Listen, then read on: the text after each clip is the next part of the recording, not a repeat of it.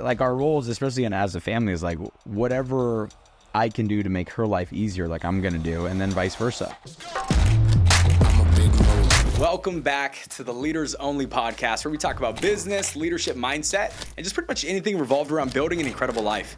You know, one of the reasons that I started this podcast is because I felt like on the way to where we're at now, there wasn't really a place to go to learn tangible skills that are needed in order to succeed and further yourself and just get better overall in every area of your life. And so some background about me, I built a sales company that does over 8 figures a year. I own over $10 million worth of real estate, and I've built a multiple 7-figure income that's streamlined and in all honesty doesn't really need me. I plan on teaching you and documenting everything that I learned along the way. And if you get something out of today's message, if you can do me a favor, if you can like, share, and subscribe, it will give us the ability to further our message and help more people, which is what we're all about. Thank you guys so much. Let's dive in. Hey, how's it going, everyone? Welcome back to the Leaders Only podcast. Today, we are in for a treat. We are in for a treat. We actually have a sweet tweet. We actually have my incredible, beautiful wife who's joining us on the podcast today. And one of the reasons we had to bring Abdul and Janae is because we have an A rating on our Apple right now, and with all these cameras, we would go to an R rating. So is that the reason? I'm just kidding. I'm just kidding. But now we have my amazing wife, and then we also have some of our best friends in the entire world, Abdul and Janae Adjanakrous, that are logged in, and yeah, and what's cool is that our daughters are best friends as well, which is pretty exciting. But excited to have you guys on today. We appreciate you guys at least for me, it's the second time on. I appreciate the invitation.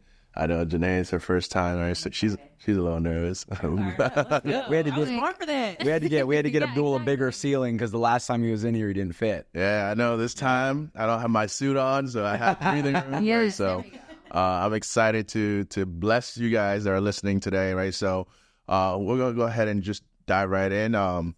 Now, I know you guys just moved into a beautiful home, right? So congratulations to you guys. I know we were just there a couple of days ago, and I'm still thinking about, like, I went back home, and I'm like, man, I need to move into a bigger house. No, literally, we were like on Zillow, like, okay, guys, like, this is it. We gotta start moving. I think right next door would be great. Gated community. Yes, seriously. Next door, our kids can hang out. Yeah, we're moving ASAP. I was like, all right, whatever I got to do to break the lease, we're gonna do it. But not to get off topic, I know you guys just moved into your beautiful dream home just 5 days ago, and 2 days later, you flipped the entire house. You hosted 200 people in your home. So my thought process is, how do you guys deal with all that chaos, right? Like, what's the mentality? And what does it really take for somebody to be able to handle all of that, right? Because I know if it was me and Janae, we'll probably be freaking out. 30 days into moving, we're already like panicking, right? So what does it take as a leader in business to be able to do all of that in such a short amount of time? Yeah. Do you want to go? What does it take? It takes a damn whale. No, I'm just kidding. It takes a lot of caffeine, 20 Celsius to be exact. No, not actually, but I think it takes passion, because we know, like, that our home was designed for a bigger purpose. And so we have a large team, and we wanted to be able to have them over all the time. And the power of a deadline. I swear, my husband, for those of you that don't know, he moves really, really fast. So, we moved in, and then he's like, babe, 2 days later, we're gonna have a huge event. I'm like, all right, let's do it. That's just who we are. And we prepare for it. We understand that that's the game, that's our calling, and that we don't panic, we pivot, and we have an amazing team behind us that helps us. I know, Janae, you literally have my daughter, so thank you. It takes a village, but that's the purpose of our homes. Whenever we buy a home, or whenever we are moving, we're always like, how can we host the team? What can we do for our friends and family? We want to be able to have open concepts so we can let more people come in and just make our home not necessarily a church, but make it a place of gathering where people can learn, grow, and heal. So if that's what it takes, 2 days, then thank God he didn't say one. Basically was one, because the way I look at it is, we always just normally book things and then we'll figure it out later. All right. So it's like, what is going to be the best outcome, or what's going to create the best outcome? Let's do that. And we'll figure out everything later, where we don't need to know the how. We rather just book it and then figure it out later. All right, so that's basically what we did. It's like, all right, well, we move in on Sunday. We have people coming in literally Tuesday, and we have hundreds of people coming to our house on Wednesday. And so we didn't necessarily know the how. We didn't even know if that many people were going to fit in the house. Luckily, we had more than enough space. Yeah, you know, because you never really know until that many people are sitting in your house. So a lot of it, we were figuring it out as we go, right? Like we held the dinner at our house and we had 100 people there for dinner. Well, we'd never set up 100-person plated dinner just yet at the house. We had just been there. We didn't even take measurements. We booked everything before measuring anything to make sure that the right amount of people would fit. And so a lot of times for us, it's just book it. We'll figure it out later. And then worst case scenario, we'll come up with a plan B. But the fact of the matter is we needed to get everyone together. We needed to unify our business. And so that was just kind of it. So I think a lot of times it's just book it, send it, and figure it out later. Yeah. And you mentioned the power of a deadline. And it's something that we always talk about, especially in business. Like, you know, if you give yourself 30 days to clean your room, you're going to do it on the 29th day, right? Mm-hmm. So it's like just having that short deadline really allows you to execute and not procrastinate, you know? So I wanted to talk about the tribe and, you know, it takes a village, because Allie and I, we are like inseparable. Glued to the hip. This whole podcast is just for you guys. Yeah, that's long. Telepathically, I'm like... So, you know, you guys are obviously very successful in business and you have a huge tribe behind you. How do you cultivate that, you know, for someone who's looking to get into business and looking for a home? Because truly we feel like we're at home with you guys. And I know a lot of people on the team do as well. So how do you cultivate that tribe, and what does that look like, you know, in the sense of it's not just we're here for business. You know what I mean? This is something that is sometimes can be great, but sometimes it can be hard because it's allowing people to get really, really close to you. And my husband always says allowing them to get so close to you where they could actually hurt you. And for me, I'm an empath. I'm relational. I'm a huge R. I'm all about relationships, and I can take things really personally because I love so deeply. But when I have a friendship or somebody in business and we connect, I'm going to give you my full 100%. I'm going to love you so much, like you're my family, like you're my blood. And I think because people feel that energy, they understand, like, man, like this is like a family, like she really cares or he really cares. But then sometimes there's a downside where if things don't work out, like you do get, it's like a little heartbreak, you know? And I feel like you're so good at answering that because you've really cultivated the way of our culture. But well, we did. But I would look at it as we look for people that we want to spend the rest of our lives with, right? So it's like, we're not just trying to cultivate a culture with just anybody, because if somebody doesn't fit the culture, they don't fit the mold, then they're going to be astounded. And it goes against the grain. It goes against the environment, right? So for us, when we are looking to, you know, add people into the circle of our leadership team, we want to be around people, or we want to have people that we want to be around, people that we want in our home, right? Like, it wasn't a matter of like, even the event that we had at our house, it wasn't like, oh my gosh, we have to host people. It was like, oh my gosh, we get to host people. Like, we were excited to have people in our home. We were excited to break bread. We were excited to have everyone, because the people that we are in business with, we truly do love. We truly do enjoy being around. And so I think for us, like, a big part of it is like anybody that we welcome in, like it isn't business. It's people that we would welcome in regardless of them being in business. Because exactly, they just happen to be, and that's a beautiful part about our business is we have the ability to attract so many great people, and then, you know, like if you have that bond, you have that connection, well, then it literally becomes family, right? Where our kids are inseparable, where, you know, we're, you know, like it's just really like we were just talking about where, you know, us going on a trip together, right? Like it becomes more than business, and it's because we're selective on who we allow in. We don't just allow anyone into the tribe. We want to make sure that they stand for the same things. They believe in the exact same things, because, I mean, heck, if my daughter is hanging out with your daughter, that means your daughter's influencing mine, which means that I also want to pay attention to who's influencing your daughter. Well, who's influencing your daughter is you guys as parents.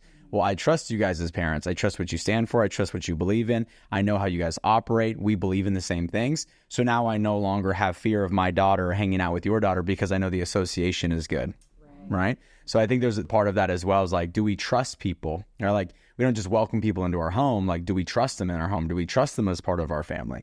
And if the answer to that question is no, then they don't become in our tribe. They are somebody that it's maybe more of a business relationship where we still genuinely care about them. But what we are intentionally looking for is people that we're going to do life with, right? Because that's what we want. We want to have a whole bunch of people that we love, that we get to do life with, where we can go travel the world and change the world and become wealthy and help people and just live a blissful life. We're looking for people that fit that, right? Well, that's amazing. No, I mean, when it comes down to like being a dad, this one is specifically for you, Matt. I know sometimes it's very easy. Like for me, I feel guilty, like missing all the small moments. Like I was doing an appointment. Janae sent me a video of my son doing his first steps. I'm like, man, I wish I was there. How are you able to be able to not only lead a whole entire company, over 7,000 agents, and be a good husband to Ali, and being able to be there for your kids? Like, what does that look like for you? Do you ever feel guilty, or like, how do you feel like being able to have all those things that you're dealing with, but still be able to be there for your family? Yeah, I mean, that's a good question. I think the probably over the last 3 months, the hardest thing that I've dealt with is that, just because we were launching a new company, we were, there were so many moving parts. And, obviously we launched our company in January. We were supposed to have, 75 people, partner with our company. And we had over 4,500 people partner with our company. And we went from 0 to 7,500, almost now 8,000 agents in a matter of 7 to 8 weeks, right? So there's been so many moving parts, so many people needing to get trained and brought up to par and taught certain processes. And a lot of it was similar because it's the same industry, but it just revolved a lot more of me, right? And probably the thing that I battled with the most was that, right? Of like, I was in the office from, 7:30 a.m. to 2 a.m., right? But this is what I will tell you is I schedule in those moments and I make sure that I'm always fully present, right? And it's not a forever thing. Like there's seasons of it, right? Like there was the season when Brave was born. It was different from when Haven was born, because when Brave was born, COVID had just hit. So then we were running everything on Zoom. So I can go in, knock on an appointment, I can go back into my family, and then go knock on an appointment, and then go into the family. And throughout the summer, that's what we did, right? I would knock on an appointment, and then I would go hop in the pool with Brave. And I'd go knock out some appointments, and then go hop in the pool with Brave. So you were able to have that balance. And I think that's one of the beautiful parts of Zoom. But I think it's just a matter of like making the decision to. Right, like when I'm like Brave did not decide to come to this world. Haven did not decide to come into this world.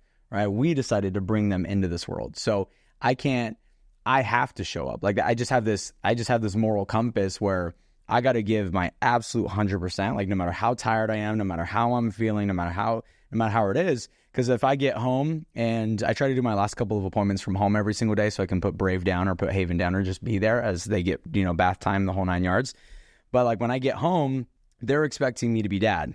They don't know that I'm a business person. They don't know that we have businesses. They don't know that I had a hard day, nor do they care, right? Nor should they care, right? Like they're 2 years old and 3 months old, Yeah. So like for me, it's like I'm going to show up and I'm going to be the best dad that I can possibly be. And I might be beat, I might be exhausted, but they deserve 100% of me. And if I'm going to give business 100% of me, and the only reason I'm doing business is for my family and for the families of those that I'm leading. So if the only reason I'm doing business is for my family, then what good does it do for me to show up and not show up for my family? It just doesn't make sense. It becomes contradicting. Like, get out of business, right? So for me, it's like, I'm going to show up to business. I'm going to give my absolute best because our people are counting on us and their families are counting on us. But then I'm also going to, when I get home, if I'm doing it for my family, then I better show that by being 100% present for our family, 100% present for our relationship. And then the last thing I would say is like for us, like we intentionally date each other. I mean, we got a date next Saturday. We're going to go to a concert together, just me and her. Just like, so I think that's a big part of it where we want to make sure that we're there for our kids and we show up and they have a blast. Like today we're taking Brave to Jumpy World or Air Zone or whatever it's called, just because get air. Because I mean we've been hosting for 3 days, so we've been hosting people at our house for 3 days, and we've been working 24 hours a day for the last 3 days. So I didn't get to see Brave and Haven as much. So guess what we're doing this afternoon? We're going and spending that quality time, and you're not going to see my phone. We're not going to have anything. We're going to be present, quality time. So it's more about quality time than it is about quantity time. And I think most people look at quantity time, they're like, oh, I'm with my family, but they're on their phone. Oh, I'm with my family, but they're watching TV. That's not quality time. That's quantity time. For us, it's like, hey, let's create quality time. If I'm with you, there's nothing else, right? Like there's nothing else. So I intentionally make sure that when I step into those moments, I get rid of anything that could be a distracting, and or I check every mark before I walk through the door. So when I walk through the door of my home, it's dad mode, and I'm 100% dad no matter what. And husband. I think too, like we're all in the same business. We're really blessed with our business platform because we're able to incorporate our families. And when we travel a lot, like we're going to be probably on a plane every single month for the rest of the year, for the next 2-3 years. Yeah. But the power of that is that we just bring our kids and they can come with us. And, we're able to be in a position where we have help, or they can come with us.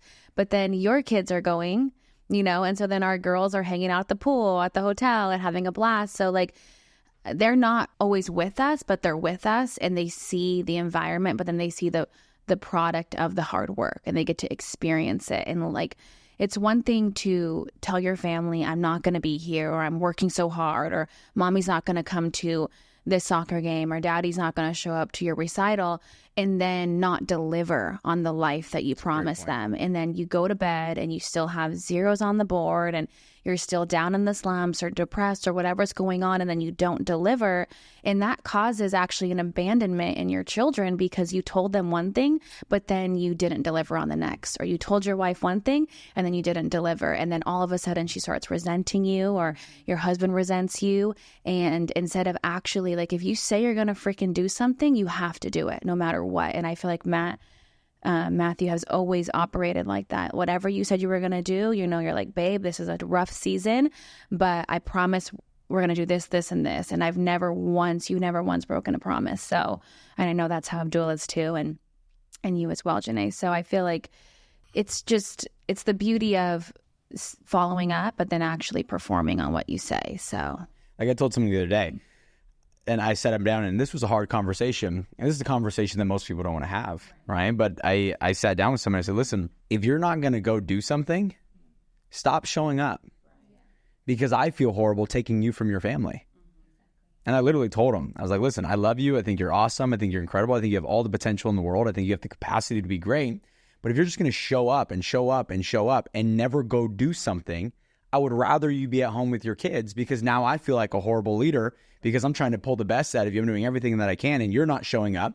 So like, or you're not winning. So now you're not doing the work necessary in order to win, and you're taking time away from your family. So now you're losing here and you're losing here. At least go win here. Right. I'd rather you go back to a job and win here than you not give this your all. And I had those willing to have those tough conversations, you know, because that's not what we want. We want people to be able to, the people that we're leading, like we want them to have an incredible marriage, an incredible relationship with their kids. We want them to thrive in their faith and thrive all areas of their life, right? And like even for you, right? Like one thing that I know about you, as you mentioned a second ago, is like one thing that you struggle with. I think everybody struggles with it, because as parents, like right now, like we'll be on this, you know, podcast, whatever it is, for an hour. And in that hour, where do you think we all would rather be? With our kids. With their kids. You know what I'm saying? It's like there's that natural guilt that happens no matter what. But I see you, like you're at your daughter's soccer practice every single week. Like, you know, like you're there. Like that's the difference, is not that you're there. So like there are certain moments where you might work an entire day and you might not see them.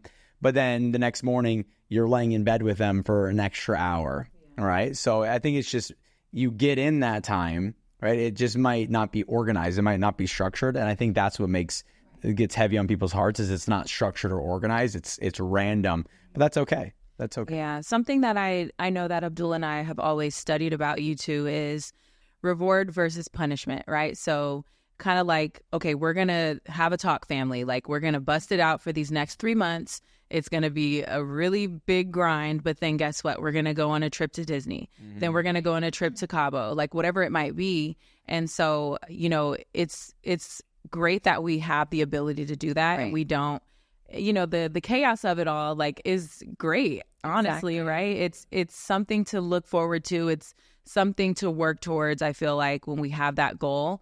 And we were just talking about going to the spa because we're tired too. We're hanging up to the hippies. We're down, man. But we're like, okay, let's go hit our next milestone. And then it has, like, it's something to look forward to, you know. And you mentioned seasons. And, you know, as mothers, we have a bunch of different seasons, especially, you know, being postpartum and, you know, things like that. So what season are you in right now? And how do you feel like you're thriving in this season? And I'm thriving. You are. Like, you're glowing.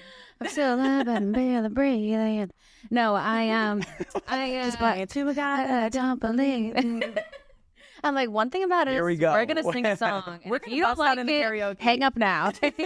But thank you. That's so sweet. The season that I'm in now is the season of serving, and so like, whether it's serving my husband, serving our team, serving my kids, I'm a waitress at this point. Okay, like I am serving it up. And with the intention of I'm serving for a bigger purpose. And I truly believe that, like, people say, like, what's your purpose? What's your purpose? And I'm like, my purpose is to serve and help other people. And this season, yes, it's chaotic. I have a 3-month-old. I'm not sleeping. I'm throwing events. I'm exhausted. Like, I have to be a great mom. Can't tell, by the way. I have bags under my eyes that are not Gucci. These things are Fucci. No, I'm just kidding. These things are really dark, but it's fine. But that's just, it's the life that I signed up for. And I know that it's not going to be forever. I would rather, I mean, you're given one life. You're given one life. It's not long in the retrospect of things. And so if you're going to be in this world, you might as well bust it out as much as you can in all areas of your life, but also give yourself grace. Like, if I can't be at everything or be on every call or do as much as I was doing before, it's okay, because, I have my kids, and I have a 3-month-old. I have a 2-year-old. My 2-year-old, her name is Brave, and she is wild. She is very brave. She's very outgoing. And she needs a lot of my attention right now. And so if she needs me more, like, that's where I'm at. But I don't beat myself up. I try to understand that, okay, I told God, I said, man, I'm hungry. Like, I'm fired up. Like, I want to win. I want to have a nice life. And, my plate is full, but that's what I asked for. Yeah. So I'm willing to spin the plates. I'm willing to do whatever it takes. I'm willing to go out there and help my husband be the best he can be. And that's the season I'm in. I'm in the season of serving and helping others, whether that's my family, my friends, my kids, my team. And I think my season's never going to expire. This seasoning is not going to expire. I'm thinking I'm going to probably ride this wave for a long time. But I love it, and I wouldn't change it for the world. I think it's just the part of like giving, like, how do I put it? Like, just giving each other grace with it, right? Like, if she wakes up in the morning, she's like, I am struggling. Like, right? help like, me, right, please. let's roll. Like our roles, especially as a family, is like whatever I can do to make her life easier, like I'm going to do, and then vice versa, right? So like, do I do the majority of changing diapers? Like, I don't, right? You do it though. But I do it whenever I need, you know what I'm saying? But I don't do the majority of it, right? And so if all of a sudden she's like, hey, like, I'm struggling, all right, I got it. Like, it's done. Like, it's never We're a question. team, It's, we're a team, right? That's what I love too, is like, you never put a full responsibility on me. Like, you've always been, yes, you're an incredible businessman, and yes, you work so much, and yes, you have a crazy schedule. But if you come home and you see that I'm like, stressed to the himmies, you're like, I got it. You're like, I'll take Brave. And I don't even have to ask you. And some people, they're just like, no, my only role as a man is to provide and to work and to give you, to provide. But like, you will also step into that role of like, I also can provide in the home, and not the homemaker role, but like, you'll do whatever you got to do. Yeah. And I love that about you. I appreciate that. I mean, I just look at it as like it drives me insane, because like one of the things that we deal with the most in our business is like we sit down with couples all the time. Yeah. Like, we sit down with couples. They're like relationship coaches, by the way, guys. So the resume just keeps getting longer. I'm also a great matchmaker. You can DM me at Welsh. But no, but that's like the biggest thing that we sit down with, and like it's always like either a lot of times, and this is just kind of the common denominator that we see, right? It's either wife is not encouraging to husband, or husband's not doing what he needs to do from all fronts, right? Like, oh yeah, he's providing like cash flow, but then what does that have to do with anything? Yeah, right? Like the emotional. Yeah. Like, that doesn't have to do with anything. Your income has nothing to do with anything. How much money you bring in has nothing to do with your family. That's just how you pay for what's around you. That's not actually what moves your family in the right direction, right? So the way, like, the number one thing that we deal with, and Allie always says this, she's always just like, how we always help coach so many different couples, and then she always comes to me grateful, and like, and not in like a boastful way, but she just always comes to me grateful, because she's like, like some people are like, oh, I'm not going to change the diaper, that's your role, or like, I'm not going to do this, or it's like, oh, okay, I'll go do it, and for me, it's like, that's what I signed up for. Or like, when I made the commitment that I was going to be a husband, like, we need to take care of ourselves, right? Like, it's my job to make me happy. It's her job to make her happy. It's not our job to make each other happy. But we're already happy, so we're good. So for us, because we work so much on ourselves, we are good individually. So she doesn't need me to make her happy, but I go out of my way to make her life easier, her life convenient. Like, any task is not my task or her task. It's our task. And if that means that she gets the task done before me, that's fine. If that means I get the task done before her, that's fine, right? But it might change. I mean, I'll never do the cooking because we'll die. Yeah, literally. But like, that's the one thing. Like, that's the one thing that I can't volunteer on to help. Butter cereal. I just literally, I don't blame barfing. But like that's really it. Like it's we were talking to a couple the other day, and he's like, oh, he doesn't, he does this or that or the third, or he just comes home and he's on the couch because he's worked a long day, and he's like, gosh, I've worked 12 hours today. Like, well, who gives a shit if you work 12 hours? Like who cares? We've all worked 12 hours. Yeah. You still have a family. You got to be a dad. You got to show up as a husband. You got to go above and beyond in the home too. Like, or else what? Like, what's the point? What's the whole point? Like, this is to my girls out there, and I want to tell you, being a mom is hard. And if you're a stay-at-home mom, that they say that it's like it's harder than working like 80 hours a week or something crazy. Oh, yeah. So if your wife is at home and she's with your kids and she's taking care of your kids and you're providing her this amazing life, and you get home and you're tired and you're like not showing up, do you know what she's been through all day? Taking care of children, cooking, cleaning, hearing tantrums, getting beat up, literally spit, poop, pee, everything. And it doesn't stop. It's not like a job where it's like, okay, I'm going to go take my lunch break. Exactly. I'm going to go take a little walk. Like, and you're not even sitting down. So when you're sitting at a desk as a businessman, or whatever the role is, like we're over here running marathons. So when you get home, sir or ma'am or whatever it is, you show up for your family, okay? I think what we do in business, like, because like you're like, don't get me wrong, you're in business, you're in the business too, right? We run the business together, but you've taken on more of a mom role, like like you're more 70% mom and run the home, run the family, and then 30% run our staff, run the event, right? So that's kind of the role. I think that her as a mom and running the house and running thing is harder work than what I do in business. Oh, 1,000%. I think it's way harder. Yeah. So that's why when like people come home and they're like, well, I did all this. I'm like, let's look at the value add. Let's look at the value add here. The value add from her is significantly greater than the value add, right? Mine might get paid and hers might not get paid, but it's harder work. It adds more value to everything, right? So I look at that. So when I get home, as tired once again as I might be, right, I understand that if her work is harder than mine, and I've been going 12 hours or 16 hours, well, she's been going 24 hours because as a mom, it's 24 hours. It's not like you said, clock in, clock out. That doesn't exist, right? And in business, there's no clocking in or clocking out either. Like we're 24 hours in business too. But the fact of the matter is, like, there's certain times where people just don't call you, right? And so I just look at it that way. Like what she's doing is harder work than what I'm doing. So why, like when I come home, once again, it's game time, right? Yeah, show up. So. I mean, those are all great advice, and I'm taking notes myself, right? But period.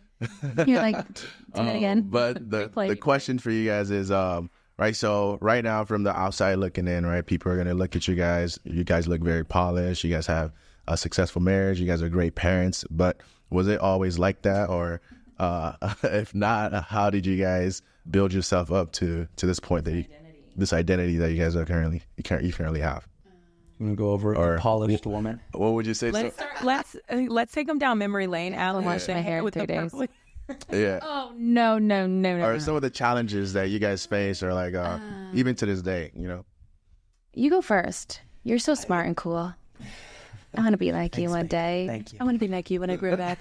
I mean, there's always challenges, right? We've grown. We've always grown. But the respect has always been there. Like that's never not been there. So we haven't dealt with a lot of the stuff that a lot of people deal with because we went into it with the right, like what we stood for before our relationship aligned. So that way, when we went into our relationship, there wasn't all this chaos. Like, don't get me wrong, there's bickerments. And one thing that I had to work on is like, like we had to understand each other's, like what triggers each other. Right. So like there was moments, but we never fought a lot. Like we probably like maybe once every 6 months would get into a heated argument, and it was never bad. And like, and that was moments in the beginning stages of our relationship. There was triggers, right? Where, I'm good with my words. And so I can stab her real quick just by saying one thing. And there were times where I did make those mistakes, and that was wrong of me. And I had to really work to make sure that I didn't do that. But then it was also coming from a different understanding where we started looking at it from the bigger picture, like what triggered that, right? Because everything's cause and effect. So I did not handle myself. I don't naturally talk a lot, or, like. And I do. What? Yeah, I'll love you. Right? But you talk more than me. So we started looking at it like I would stab with my words at one point, and this was not a lot. Like, so it was like once every 6 months. But then we would look at like what triggered it, right? And we would pay attention. So we started trying to be proactive about what led to the problem, right? And so what originally led to the problem was, it would be different things. But then if there was something she would say and or something I would say, and then I would say something, it would trigger her. And then her response to that triggering would then trigger me. And then that's what would lead to it. So once we started becoming aware of like, all right, when I say this, it triggers you here. Or when you say this, it triggers you here. Or when I do this, it triggers you here. Or when you do this, it triggers me there. When we became aware of our triggers, like all of that went out the door, right? And so that was number one. But like even then, it wasn't a lot because going into our relationship, the operating system that we came into with it was a little bit different. It was like, I'm going to show up for you no matter what, just because that's what I believe a man should do. I believe as a man, you should show up no matter what. I believe as a man, you hold the keys to every relationship, right? Like if you look at it like, Warren Buffett said that he was asked the question, how do you stay married for 40 plus years? And he said, 0 expectations of the other person. He said, because all fights start from expectations not being met, right? Not being communicated. Or not being communicated, right? And so we started having conversations and I started just telling her straight up, I said, I want you to know that if you absolutely decide to do nothing moving forward, I love you and I got everything. And I had those conversations. Like I had this conversation with her a year ago. I said, if you told me you never wanted to step foot into a business meeting again with me, or you never want, I said, you're good. Don't. I got it all. I say, if you tell me you don't want to do this, fine, I'll hire someone to do it. Like anything you don't want to do, I don't want you to ever feel like you have to do it ever again. So what that did for me is it took away any expectations I had from her. So now anything she does, I'm grateful for, right? Because in my mind, if you do nothing, I'm fine. I'm not mad. I'm not upset. And I got that from Warren Buffett. I was like, that's it. Like I have 0 expectations of her. So anytime she does anything, I now am grateful for it because I had 0 expectation, right? Like if you weren't expecting me to gift and I showed up with you a gift, you're like, oh my gosh, you're grateful for it, this is awesome. Right? But if you were expecting a gift and then you got let down, and then I didn't bring one, now you're like, well, what the heck, right? Yeah. So when I created that thought process in my mind, it was like, if you do nothing, we're good. I got us. I'm putting all the weight in the world on me. I will deliver. I will handle everything. I will make sure everything's squared away 24/7. You have 0 to worry about. And that was I made that flip in my mind.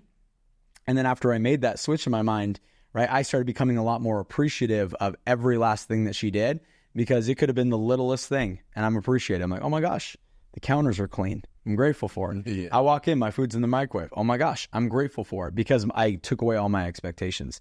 And so I think that if somebody can start to do that, at least from a man's perspective, that helps me, right? As a woman, she should expect me to deliver, right? And that's just my perspective. Yeah. But like, any argument that ever pops up, right? What typically keeps that argument from being fixed?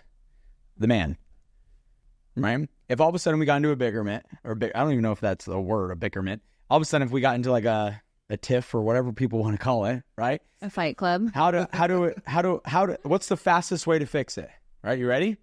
I walk up, I give her a hug, I kiss her, and I say, I'm sorry, I messed up. Moving forward, I'll do everything in my power to make sure this never happens again. If a man just did that in every situation, there would be no more fights. Because we're not going to say sorry first. We're just not. Like women do. Sorry, ladies. Like I don't think Allie's ever apologized to me first, ever. And so but once again, I've gotten rid of that. Hey, babe.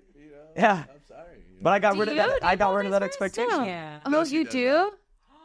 Oh, the cat. I was kidding. Because it's once again, I got rid of the expectation. So like in my mind, right? I got rid of the expectation because, for instance, it's not that Allie wouldn't. It's that it's just not in the time window that I want. Yeah. Right. Like I won't. You want to get it done. I want to get it. Like if we have a problem, all right, we're getting it done in 5 minutes. That's it, and we're moving forward with our life. Her, it's I'll apologize in 3 days. Right. You got to keep them on their toes. So for me, that timing does not work. So what I started doing is I just made the expectation in my mind, Allie will never apologize. Not because, gosh.